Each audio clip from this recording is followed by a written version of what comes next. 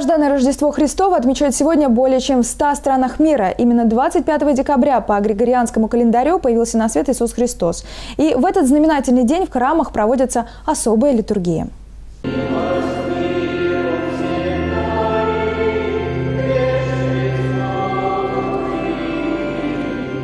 Рождество Христово в этот день празднуют не только католики, но и православное большинство стран мира, лютеране и другие протестантские конфессии.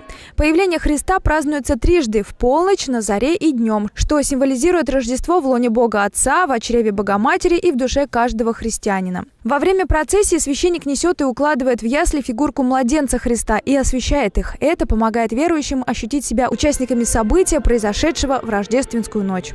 Главное послание Рождества – это мир, это призыв к взаимопониманию, это призыв к смирению. Мы встречаем Иисуса, который приходит к нам.